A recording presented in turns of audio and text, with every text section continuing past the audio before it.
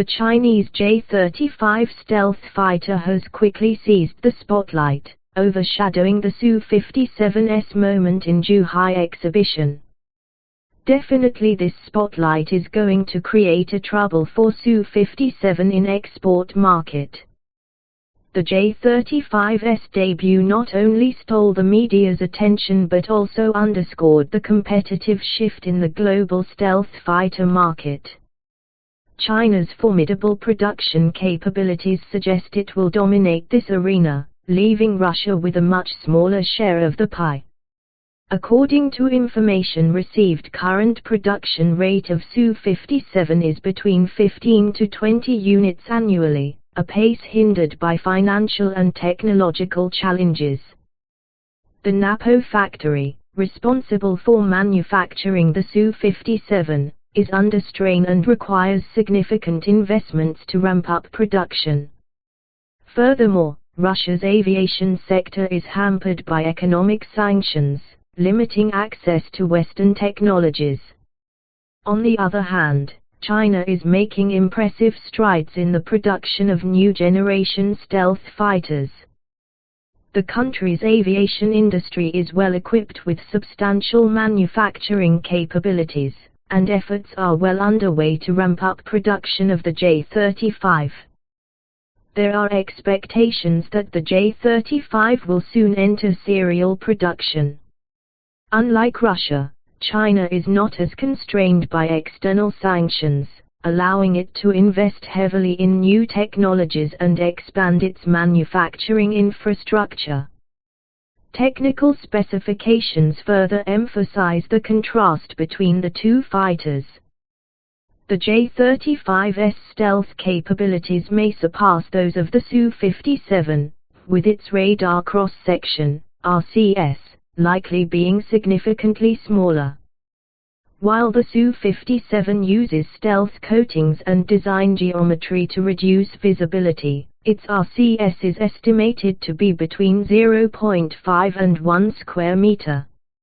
In contrast, the J-35 is expected to have a much lower RCS, somewhere around 0.2 to 0.3 square meters, thanks to superior materials and design innovations. This reduction in radar visibility would give the J-35 an edge in evading enemy radar, a critical advantage in modern aerial warfare. Moreover, the J-35's engine technology is expected to provide it with better maneuverability and a higher top speed than the Su-57. While the Su-57 is powered by the IS-30 engines, which provide 13,000 kilograms of thrust and a maximum speed of Mach 2.0, the J-35 is expected to use more powerful engines derived from the J-20's technology. These engines should offer higher thruster-weight ratios, enabling the J-35 to outperform the Su-57 in terms of agility and aerial combat effectiveness. When it comes to armament, both fighters are expected to carry a wide array of modern missiles, but the J-35 may have the advantage with its more advanced payload options.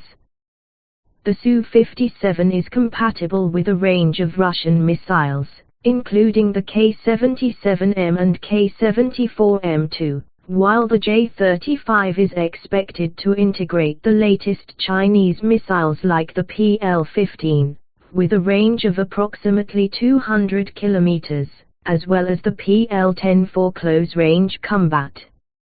In conclusion, while Russia's Su-57 remains an impressive technological feat, it faces significant challenges in both production and export, especially as China's J-35 emerges as a serious competitor. With greater manufacturing capacity, more advanced technologies, and a lower price point, the J-35 is poised to dominate the global market for stealth fighters, leaving the Su-57 struggling to find its place in the international arms race. The rise of China as a dominant force in military aviation seems inevitable, making the future of the Su-57's export prospects increasingly uncertain.